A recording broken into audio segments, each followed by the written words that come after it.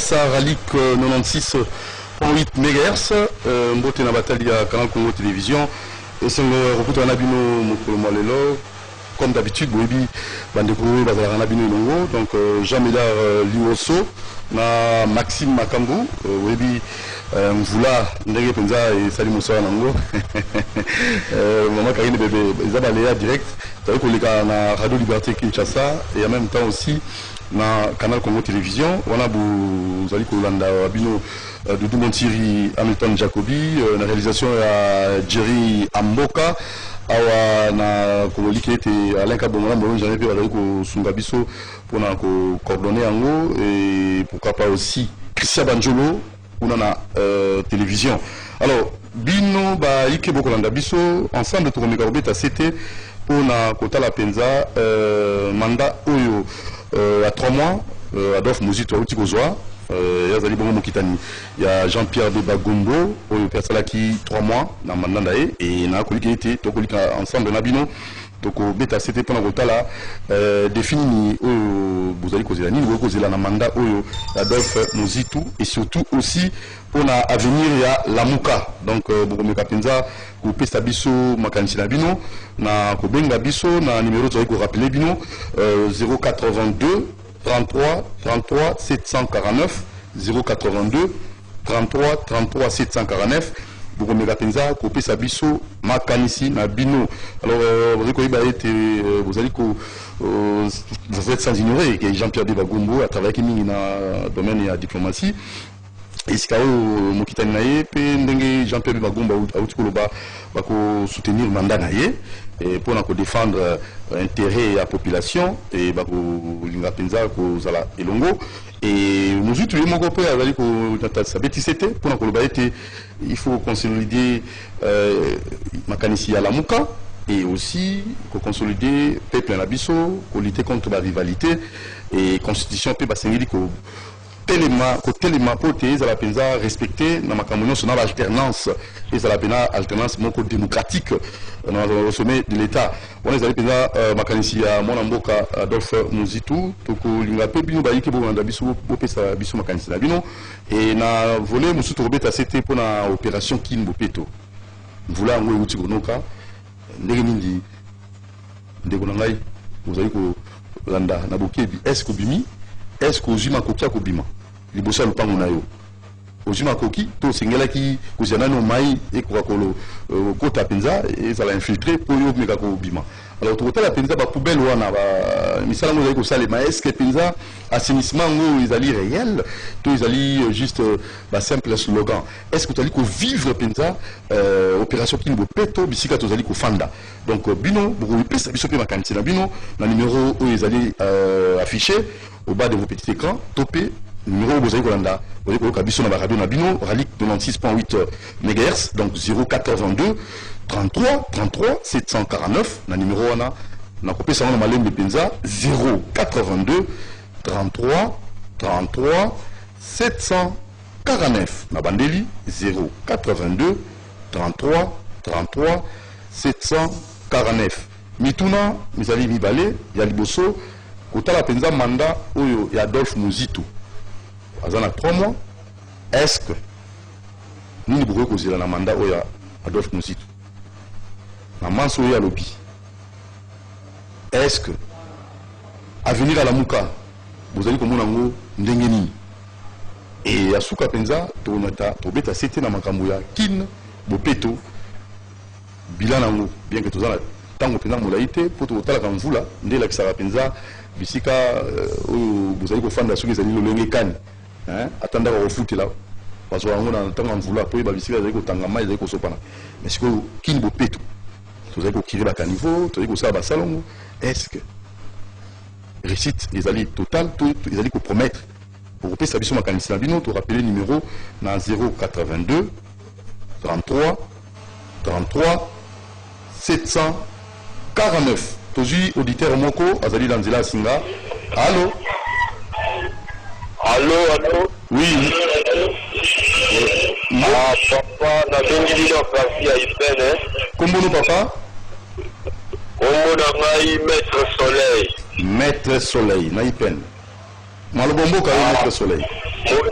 Muzito batika ba voiture na bango wana na sala ba voiture te même bazwaka mosala wa asali eloko te Moïse pe asali eloko te ye pe akosala ta mosala te batika Félix kimia asala mosala na kimia po bango baza ba prière tosi tomoni ete bango nyonso misatu baza ba prière bazolobela ta population te comme ça bapesa chance po ndeko Félix asala mosala na ye na kimia pe mwa mosusu na lingana loba yango wana. Mais pour l'opération Kin Bopeto pour la opération Kin Bopeto mongo wana o bapesaka ya basimi doya wana eza ba voiture lobi nazalaki na sayo soki okomi wana fulu wana emati lisusu na desor yango wana oyebisa ndeko Gentini Ngubila atika ba voiture wana apesa ata kiti wana epangusu mosusu biloko nyonso bazobwaka na bakano wana na bakanal soki ngulevesikola lisusu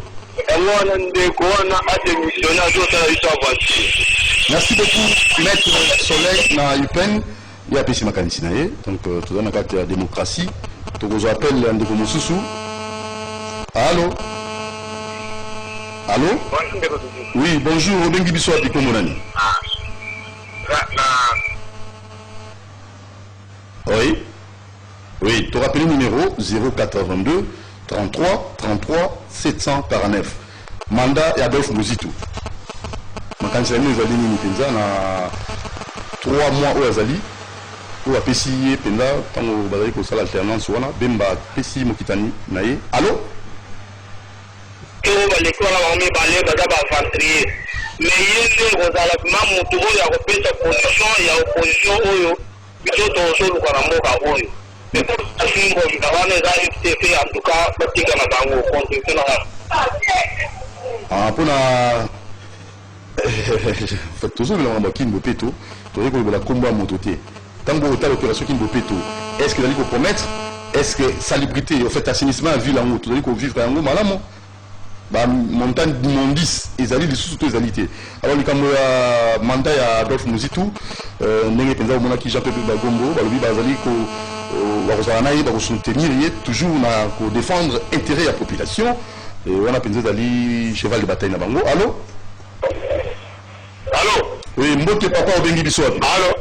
Bonjour, obengi biso api kombo nani? Allô, toujours Kayo, on a radio Liberté, Kinshasa, Ralik. Allô? Oui, papa, bonjour. Bonjour. Obengi biso api kombo nani? Aïe, comment aïe, José Kanda, Nazar Koubila Sele. Oui, José Kanda. La biloko ya Aïsol Mousito, na Bemba, na Tabawana, Kubawana, baza bafatiriye, ozolanda? Tozokala papa. Baza bafatiriye, batika biloko wana, batika président na musala na ye. Même auti kozala muka, eloko ina sala malunga. Donc Katumbi azalaki eloko moko te, Bemba ye eloko moko te, sikoye Mousito nde, awa kochange eloko nini wana. Bafanda, batika nzoso bafandi baza bafatiriye. Sikoyo pona likambo ya Kin Bopeto. Kin Bopeto wana Gentini aza na dossier na ye ya makambo na yinga kuma batuku na ebele.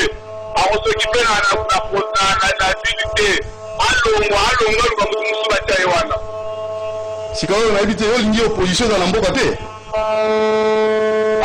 Bango balongola ye balongola kaka Gentini wana alongwa aza ntina te. Nalobi mpona lamuka olingi opposition ezala na mboka te. Opposition olingi opposition ezala na mboka te. Toza na état démocratique non? Opposition ezali te oyo bango bazosala wana eza opposition te. Bango bazonégocier na FCC baza baoposa te baza voilà, tozali kokoba bozolanda Radio Liberté Kinshasa 96.8 MHz na émission Rendez-vous des auditeurs na micro Wabino Doudou Montiri Gérard Mboka na bani tozala motomo na nzela Singalo. Bonjour. Allô? Allô, bonjour papa journaliste. Obengi biso api kombo nani? Alina Kanda Damas na bengi parti à IPN. Mandat ya Adolphe Mozitou. To le bibo omoni ndenge bolo biso po ba manani ba support biso population zo comprendre ici. pour liboso ndeko Moïse azalaki wana ima Jean-Pierre Bemba aleki Jean-Pierre Bemba azalaki mingi mpona diplomatie na défense intérieure ya population concrètement tozomona eloko moko te sikoyo bila te kosusu bango ndenge te Moïse asalaki kitoko Jean-Pierre Bemba asalaki kitoko tomonaka ezopesa biso ndenge ya confusion moko sikoyo osengi nini baopposition tolingi ke no bafanda bango nyonso bayaka lisanga batika biloko wana to twamwaka to tozomona eloko moko ya malumbi eza te mpona nani mpo ya kofete oyo eza nango eloko moko ndoko mwateko kabaidi mpe seri ya mobutu ebandako kobuka bandako bango bakokuna système verte wana na triangle changement kozala te donge kozala te ndeko donge yalika mpasi oyo batika kaka tofanda kinya base de la président Félix akita mandat na ye comme ça soki bango opposé base préparé mpe tozala malamu mpo komona elopesaka badeplie soko eloko moko te maîtrise mais mpona kini bopeto ya solo toza so obengi biso opesi mpe yango naona oyo etali kini bopeto est-ce que tozali komona yango mpenza tozali kovivre na kati ya milieu moko aseni ville aseni village aseni allô bonjour allô oui obengi biso wapi kombo nani oui makanisi na yo mpona mandat Adolphe Muzitu et à venir à la Muka mpe okosukisa na kini bopeto effectivement, juste là, je parviens à comprendre Ningmi la Mukanguizo fonctionner, la coordination psychologique, voilà. Je vois la peine pour me expliquer partout. Même mon jeune frère, les Katami, Steve qui voit ça. Mais doit expliquer aux gens, finalement, les amis, Moïse Katungi, à l'Ekadjouana, au président, il y a coordination. 3 mois. Jean-Pierre Bembaleki. 3 mois. Adolphe Muzitu. Normalement, partout, on dirige la Muka comment? Après 3 mois, quels sont les objectifs pour limiter sa candidature? Et on est communauté distraction. Il y a solo Jean-Pierre Bemba défense et intérêt à la population, à travailler pour la diplomatie. Muzitu Walobi, Bakobeta, c'était pour consolider Makanissia la Muka et Makanissia peuple, pour lutter contre la rivalité, alternance moko démocratique. Et tous les gens na Ntila Singa. Allô, bonjour. Allô. Bonjour. Dans la musique radio nayo, il y a volume musique télévision. Allô, bonjour. Oui, allô. Oui, papa. Au Bengi Biso à Picomonani. C'est monsieur Bilou, à partir de la commune de Kiri. Oui, papa. Toujours Kayo. Mandat Adolphe Muzitu, 3 mois. Bon, d'abord, merci pour la continuation à Ralik. Oui. La lame d'attache, je vais même la côte à tête. La ligne à tête de la tête. Les locaux. La même la côte, la côte. Merci à vous. Merci. Alors, on a dit là, oui. On a mandat à Adolphe Muzitu. Parce que c'est la même dilatation, il va se comprendre que nous avons politique. On va aussi dire ça, dans maîtrise de l'eau de mon côté, va comprendre que la Muka ne gère rien. La Muka va faire la Makambuna Bango, il y a des opposants.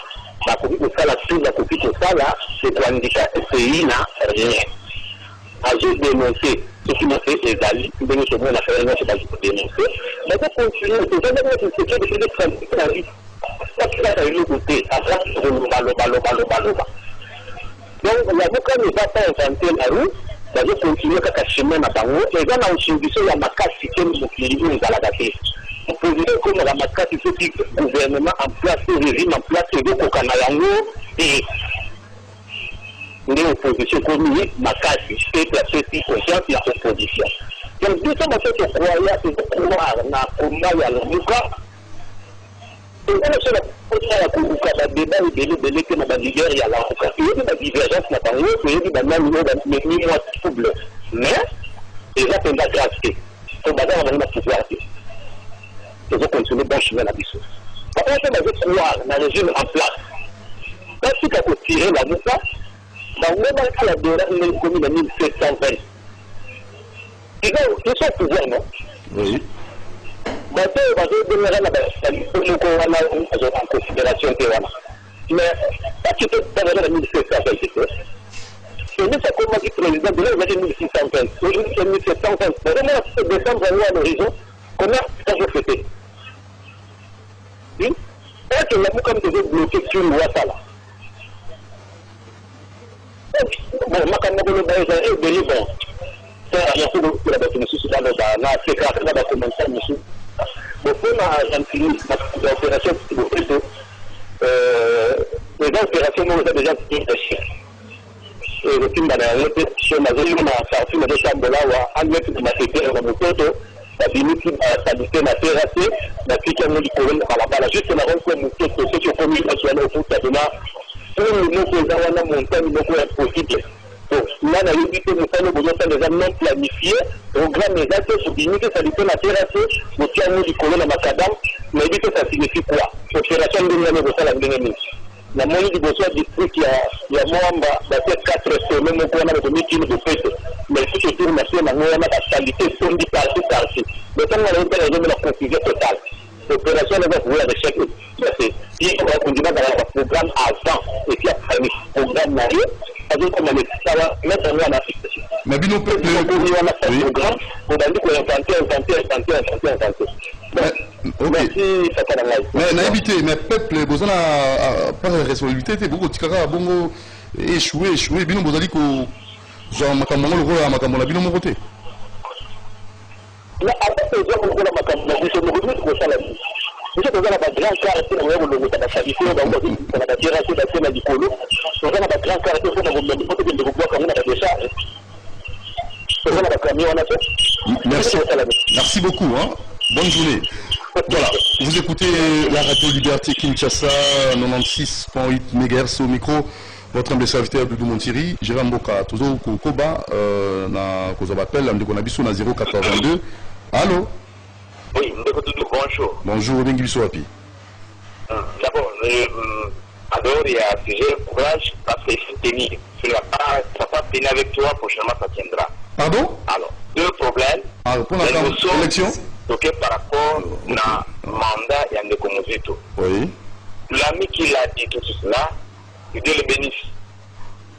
Namuka n'a pas inventé quelque chose il y a 6 cas. Et Namuka, juste que la commence que Bakoko roté jusqu'à ce que Makamoto Bolier. Ce n'est pas problème de peuple du Jemboka.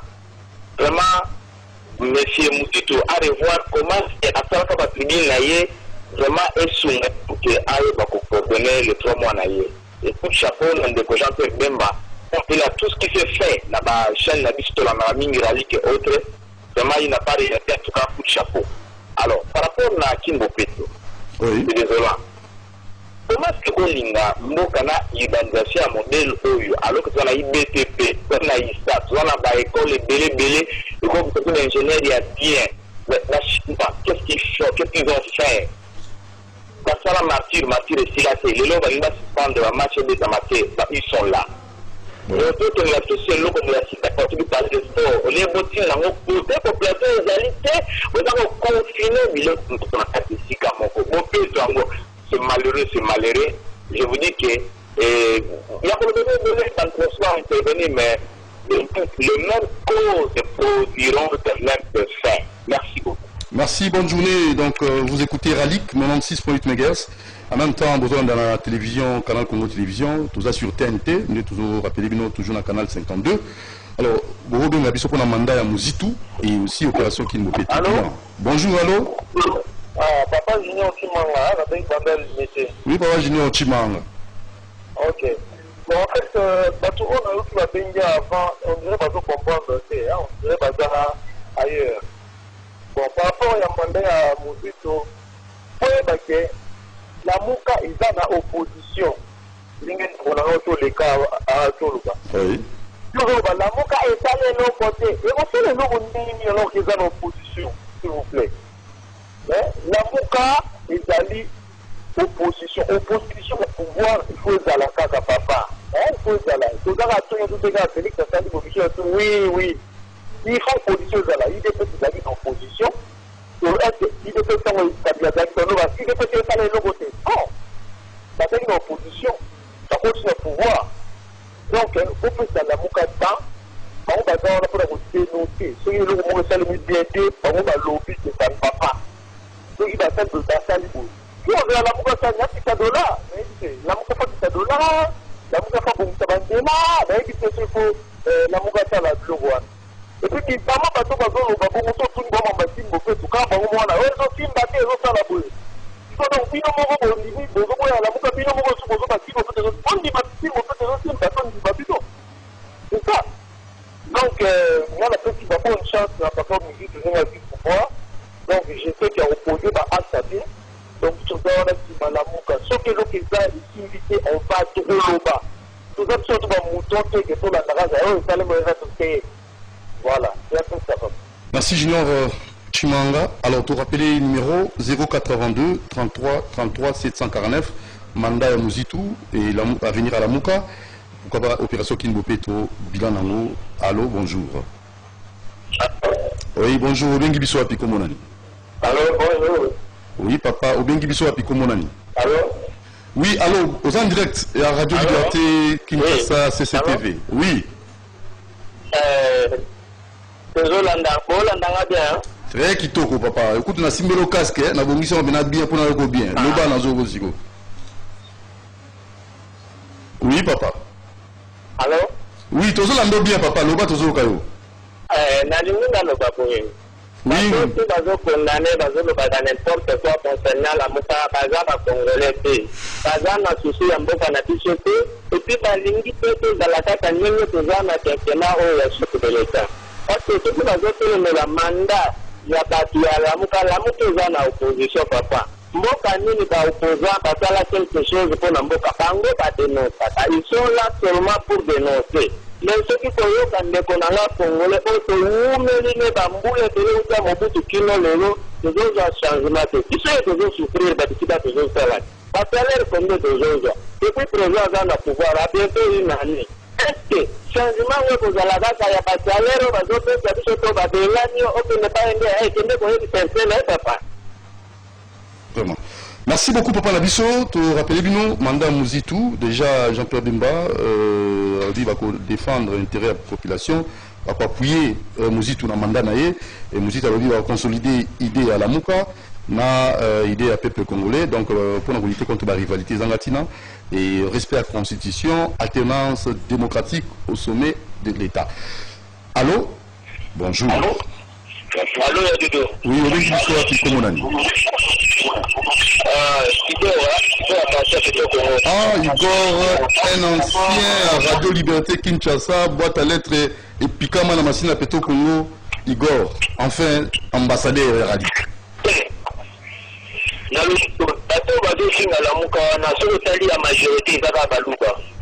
Oh. Pas de tribalisme à bas le tribalisme. Tribalisme, on a épargné pas la bango. Il y a des gens qui parlent de la catuité. Et vous êtes les secours à tout cas. Et l'objet va le maman qui nous péto. Parce que nous avons pas maman va le faire comme mapa. Mais nous va faire une fiscalité dans l'immédiat et puis c'est que lui va quitter dans le qui nous fait déjà pour notre bâtiment comme fiscalité dans le bâtiment. C'est la on a mis Mouzitou, Batikaye, ils ont tourné la barotie. Il faut le Ghana, Bisso, la Tian, ceux qui ont fait le tribalisme, pour quitter Bango. Tu bois tribalisme, papa. Igor, tu as dit pour le développement en Mboka, intérêt général. Jean-Pierre Bembalobi, défense de l'intérêt de la population. Le biso de la histoire aussi était là. Qui c'est qui Tondini était président. Biso dans la Mouka, Tondini était président. Mais ce que Bango va aussi pas continuer au Kina Point. Merci beaucoup. Dans le litige sous Bango va tenir sur le Botswana. La fini quand ta fini ta fini ça elle t'a dit là la Bango retourne dans la village à Luba. Non, Kofinga va tout na Radio Liberté Kinshasa, Kofinga va tout na CCTV. Tous on va na fiche na biso tika kanda ba tonga mboka na kanda te. Allô? Igor. Alors, bilan ya Kinbopeto. Qualité 0. Si vous avez 5 nini. Mais, et là, les Cambodges vont faire ce qui va haut. Pas de diriger par haut, il va faire ce qui va haut. Moi, je vais aller les athées. Donc, tout le monde. Moi, je vais les athées. Pas parce que vous connaissez la faire ce qui va haut. Bonne année. Si vous il n'y a pas qu'on voit que vous avez un lobby dans l'année, il n'y a pas qu'on voit que vous avez un tombeau. Moi, je vais les athées. Vous jouez à la faire ce qui va haut. Donc, en fait, la Chine a aussi le pouvoir. Si vous avez 5 nini. Moi, je vais faire le mot dans le sage. Yosko Sengini, Igor. Oui, baku tutu na nga bango nyonso suku zero bafanda. Ya sa président na mboko. Non, il ne faut pas dire ça. Institution au sommet de l'État, Konzambo Gazali. Merci beaucoup. Tozali Kokoba 082 33 33 749. Rendez-vous des auditeurs. Un appel. Allô, bonjour. Géry, c'est qui? C'est madame? Madame vous appelle? Oh, franchement. Allô, papa journaliste, bonjour. Madame à retour, c'est pas une année. Nayoki, c'est ma problème ezali awa ya lamuka biso tozali ya lamuka boki différence na pesi kopote tozali bato ya lamuka na bino ya lukembele problème ezali awa relève na bango ntango bazosala yango esengi président sortant aloba toyoka ye oyo mpe akokosa aloba toyoka ye tozoyoka bango te ezosala biso bato na bango mote makasi problème ya kini bopeto papa oyo bape nanu toyebi kobanda kala ke baluba bazalaka na tribalisme kini bopeto eyaki nde mpo na bango soki ozali journaliste etambola nao na cité le samedi otala ndenge groupe ya bato bazosala salongo ya volontairement ezali baluba kaka bango na bango na babutike eza na bawewa toyebi te eske bayetinisa mission félix ayebisa biso toyoka nanu yango po tozoyeba te na bayesi na bango basalaki na bato ya fpc ezali kosala biso moto makasi nazalaki na samedi kote ya sikapa namoni baluba kaka bango na bango basi mibali bazosala salongo Mais c'est pour l'intérêt de notre pays. policier kosenga 500 mbala moko boyebisa biso kobenga bakobenga nani estce baluba nyonso. Mais en fait, tout recadrer un peu, s'il vous plaît, Jérôme Boga. Mais tout ça, Kimbo Peto, Mvula, Bamsou va copimate, tout va copimate na éviter. Nous Mvula. Ici, comme sous coup, moi, au quota, ils alités parce qu'il y a des poubelles, bah, qu'à niveau, tout le monde est accuré, et pour l'intérêt, il y a Bissot. Environnement, il y a Fatité, il y a Bembate, il y a Montiri Doudouté, il y a Adolphe Mouzitouté. Environnement, il y a cadre de vie, il y a Bissot, Banso. Il y a la majorité dans l'opposition. Ce qui et baby yope sika ozali oza problème tala kindele kuna ndenge banda ko na kati ya érosion tout ça ozomona bato bakufi alors ça fait trop mal ni to pesa comme orientation pour la opération Kimbo Peto so za la proposition de moi abenga nga epsenga dudu motiri pourquoi ne pas créer ba entreprise moko ba société moko oyo ko sunga pour la recyclage ya ba déchets et en lieu place ya kosala opération on a besoin budget moko ya malunga bo pesi na bato bani kosala entreprise moko pona ko recycler ba sachet ba msusu pona ko zongisa milangi ko zongisa ngo to ba msusu pona oiser ezonga pena mai lokona Afrique du Sud ba msusu bazwa matière fécale ba ko passa ngo gaz méthane bo pesi na ba entreprise wana misala wana siko kosala yete peuple tant oyoka kuna so okei na ba sachet ba ko pesa yo 1 kilo ba sachet to 3 kilo ba sachet mbongo boy ba sachet zo longo na ta ville ki kuna na entreprise wana pour recycler ngo kuna so okei na milangi ba ko pesa yo mbongo yaka na ski combien de kilos ba milangi ya ba bouteille tout ça ba ko pesa mbongo to ba bouteille en plastique kuna so okei na ba nino pour la compost pour passer la ta fumier yaka ta na ba fulu na yo tout ça ba to ba ko ba saka ba fulu longo na ville. Ce qu'on a entreprise, on les autres recyclés en haut, on est dans la caisse à l'État. Voilà des propositions. En lieu place à Rofinga, Balouba, Batouandundu, Bambala, Bayaka, tout ça, on n'en a pas besoin. Allô, bonjour. Allô? Oui, Ndeko Blaise à partir commune à Kalam. Oui. Ndeko Blaise, mandat à Mouzitou à venir à la Mouka, opération qui nous paie au bilan. Oui, après il a la radio, toujours n'a bien. Pour ne pas exagérer qu'on le va très bien. Et ça, sujet est bien pour le coquille qui est édifié partout. Mais quand on se là, on comprend traiter ce qui il ne faut qu'un autre qui est tu vois. Quand on fait une édition, il faut qu'on fasse sa proposition. Et ce n'est pas personnellement. Aussi dernièrement en Angola, précisément en Rwanda. En Rwanda, le gouvernement d'Angola est ça là, nous ne pouvons pas ni à Akalina ba camion ba société ba signa ba contrat na ba tomoko bazana ba camion na bango ekota kana chaque avenue moto soki aza salon Oui, toujours Gayo. Oui, chaque jour, nous sommes les caca na base, nous sommes na poubelle na banco, nous sommes les cas. Ce qui est côté na entrée à venir bandio klaxonner. Vous avez déjà la sanité, vous avez na ba sachet, vous avez na ba cantine, vous avez le poids na ba camion ana. 10h, 13h, 14h, ba camion ana et que boaka na nini ba matiti ba qualité ba zizi na ba commune na ba quartier wana et que ba pas donc c'est bien ici comme à côté tout ça triage ba côté là et nous quand on a ba nina ba bongi c'est ici comme boye oyo à côté ko zala tout ko zo tende wana et que bo chaba ba. Voilà des propositions que nous voulons. Kinbo Peto, Bengala 082 33 33 749, bilan Kinbo Peto, mandat Adolphe Mouzitou, avenir à la Mouka. Allô, bonjour. Allô? Bonjour. Oui, papa Bengi Bissot, Appliqué Bonani. Oui, monsieur Mitterrand, toujours vrai. Bon, il y a un problème de mandat à Ndeko Mouzitou. Parce qu'il faut comprendre que la Mouka, parce qu'il y a un triomphal. Donc, nous sommes tous les guidés, on a trouvé que nous avons dit que nous avons dit alors,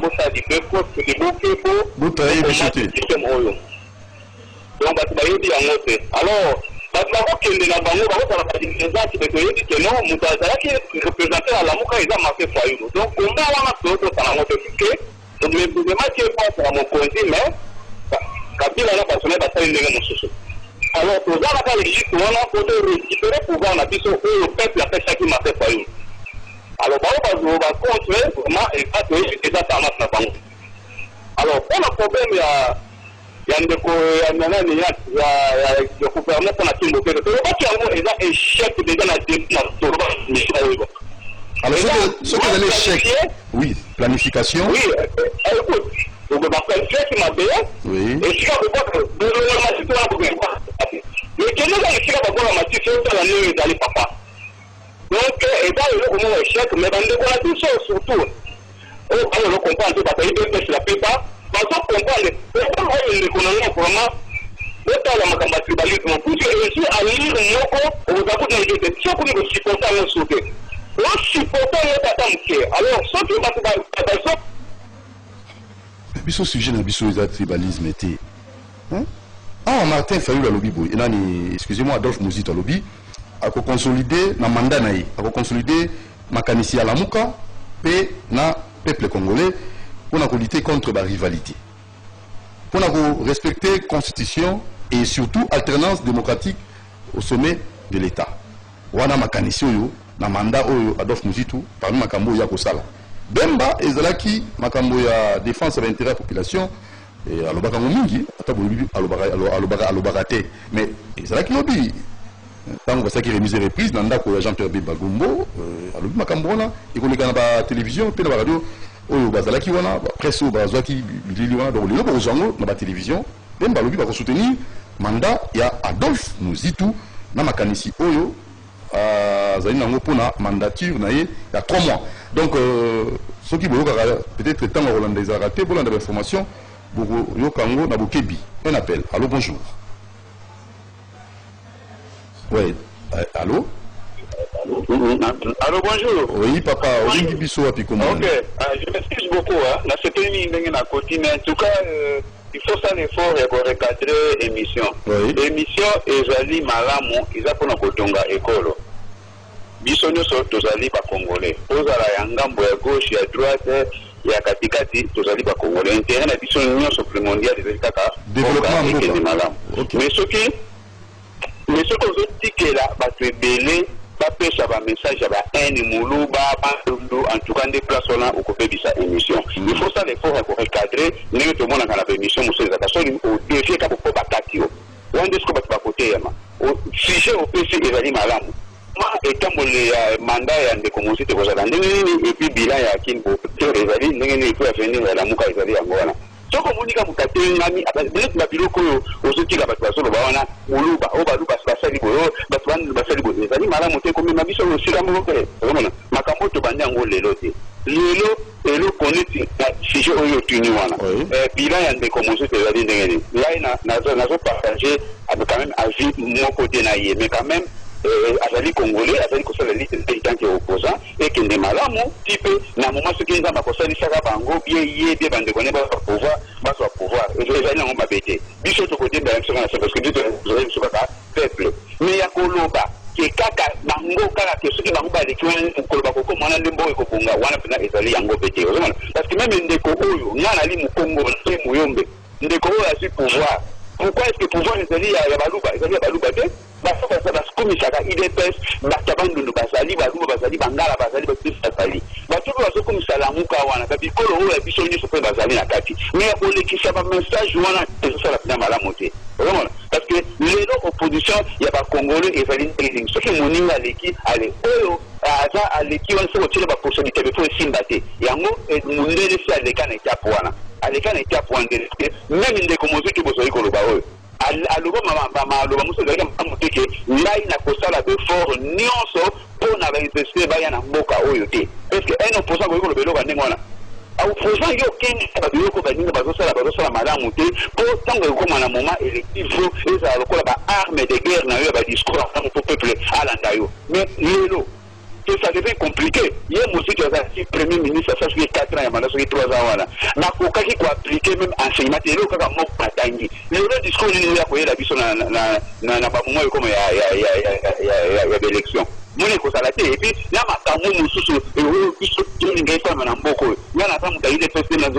pour les changements. Pour les changements, il faut soutenir mon union sur la ligne basangala na bloc na bangwana. Lokola bakenda ke tu bakite baboni bani pour la place bazali mamone sanga ka ati na ko ikolo bana oyo tebi wa sa muke. Mais ça ka chemin singa mais mon union na bango asi. Pourquoi tu soutenir yete? Mais tout le monde va soutenir na suivi pour moi continuer ça mais na kin bopeto na sipo na nga proposition. Ba société ba privé. Ba pesa ba privé ba marché. Pour privé avant le côté de sa facture na l'État azina ba travailler ne ba sala musala malamu parce que celui travail celui privé wana ba pesa social yango ya malamu te l'État ko kata yo contrat mais ko contrat kana ba l'État ba sala sa misala en tout cas na zomona parce que ba l'État la négligence de la tellement et tellement mingi na ndenge ni ava fonctionner de l'État ma circuler na ye bon aya te mutako longola ya te mais celui ba pesa ba privé ba fofuta ba tona ba salaire na bango ceux qui ont presté voilà, donc Jean-Pierre Bimegumbu na mandanae a défendre l'intérêt de la Congolais, la population et nous nous avons rappelé alingi na mandanae rapprocher les Congolais ou lutter contre la rivalité et aussi que mekapenza que tala ndenge constitution c'est que vous allez respecter pourquoi pas aussi alternance démocratique dans au sommet de l'État. Un appel, je vois là, Jinoka Sandazo Talabiso, Jérém Boka, et voilà, donc il nous reste 5 minutes, hein. C'est comme ça. Allô, un appel. Allô. Allô. Oui. Bonjour. Bonjour, Bengi Biso, et puis comment on a mis? Oui, na Bengi Biso, na comment on a fait? Oui, mandat Adolphe Mouzitou à venir à la Mouka, bilan Kimbopitou. Par rapport à bilan à la Mouka, deux présidents pour le financement de la Mouka Liboso, la salle qui a encore une sauté. D'abord, on commençait par Moïse. Oui, Moïse a continué à la tête parce qu'il qui n'a président Félix. Ce qui fait qu'il a vibré quitter. Aujourd'hui, le président Jean-Pierre Bemba. Jean-Pierre Bemba a été tout attaché à ce pays, ce qui fait que a vraiment pas mon capacité pour s'occuper de l'amour et à l'amour. L'amour que les a état d'esprit. Allô? Allô? Oui, toujours Kayo. Oui, l'amour que j'ai accepté, non seulement que ça, il fait tout à l'amour que j'ai c'est niveau président, il y a l'amour que j'ai aussi, qui est à faire la toute l'amour des hommes en face. Par rapport à l'opération qui nous fait tout, mon frère, peut s'attendre à nos côté. Alors, ce qui qu'est-ce que vous proposez? eloko moko te eza kozakisa ki kimbote te ezosala ozwini na mbinga bato bayebi mbinga eza na entre moko abenga yango na wende azeli mpaka donc tokoni na mbuteyage moko pe omama oki bourgmestre aza kosala mwa misala moko ya bakaniveau mais même mpona kotia bassin pour que 2 mois ekoma opérationnel eza te tokosantande na nde oninga baniveau wana donc mbongo eza ya pamba eza okininga na mambalamuka mai bato baza mobilisé peut-être basala akambalamuka eza mawa mingi parce que tosepelaki mingi na présence ya niveau président na biso mais tokomi kobanga mingi parce que tozoyeba te ekoteli te eza oki ngai naza kosenga na cardinal fidele ambongo ke asala tout ezala ye ezala président cardinal mosengo basala tout basangisa bato ya lamuka na bato ya kashi bakozwa force epuis bokomona makambo ebele ekochange na sens moko ya tosengi donc coalition lamuka cash le FCC qui allô un appel hein? Donc on rappelle le numéro 0422 33 33 749 allô allô oui bonjour bonjour oui la bienvenue dans la copine animateur oui papa Nabiso là monsieur Blaise oui papa Blaise bon pour la première sujet pour la plutôt la dit que il y a des motivations que la par rapport à au statut de la gendarmerie. Bon, moi histoire est et là on a fait la constitution pour la avec la opposition au évacuer à créer le département de New York. Il y a des ministères pour la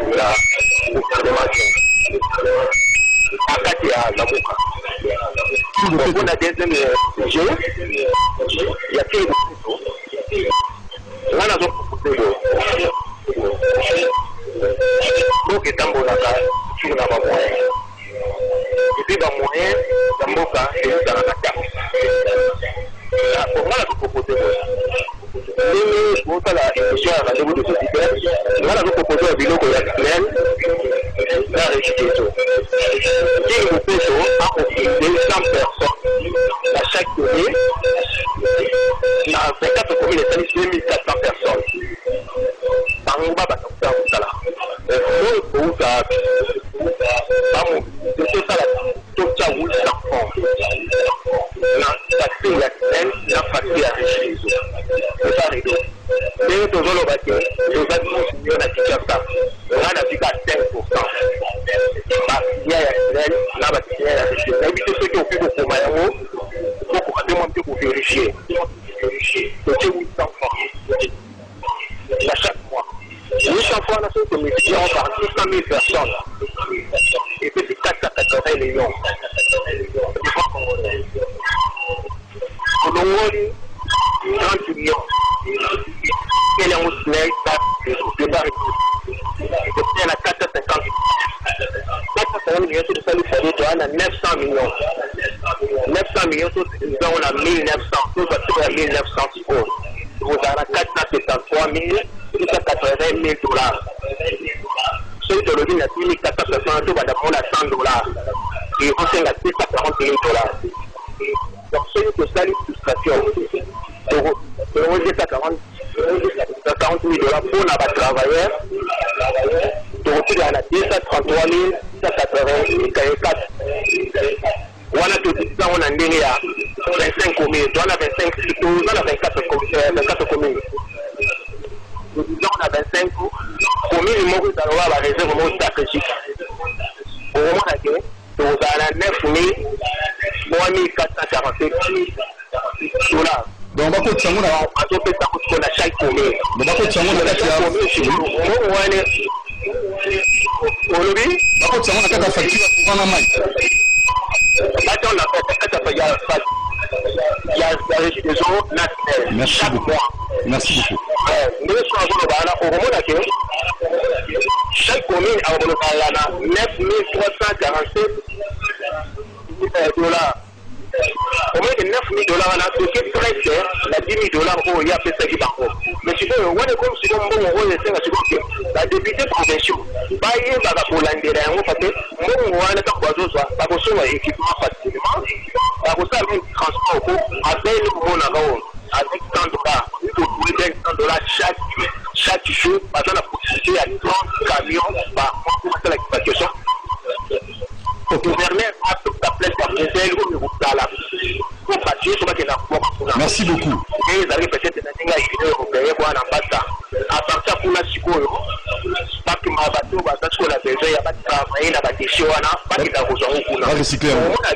Oui. Merci beaucoup. Kaka samedi, merci beaucoup. À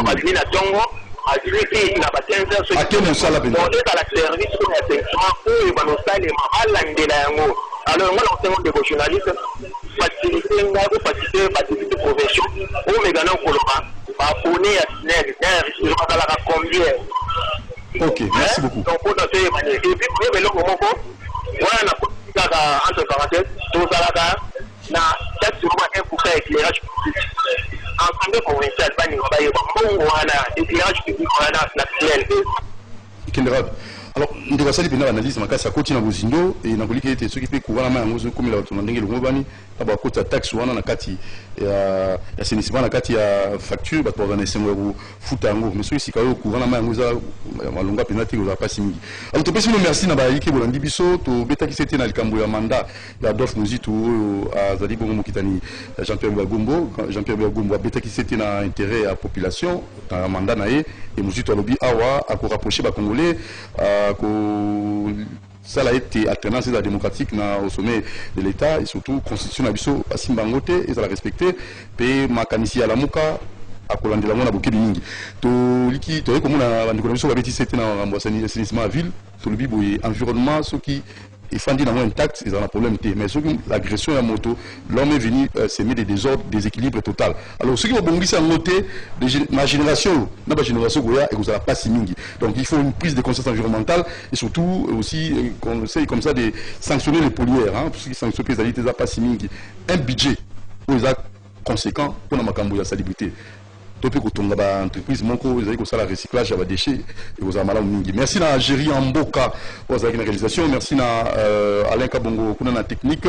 Et merci à Karine Bébé. Merci à notre très cher ami Christian Banjolo. Lobby, na Fisto Atunga, où vous relevé Christian Banjolo. Lobby, vous avez jamais d'aller au sol, Maxime Makambu. Doudou Montiri, avec juste dans le cadre de soutenir toujours pour rendez-vous l'auditeur. Il faut toujours être là. Merci les jeunes qui sont dans la radio Liberté Kinshasa. Portez-vous bien. Merci la messieurs.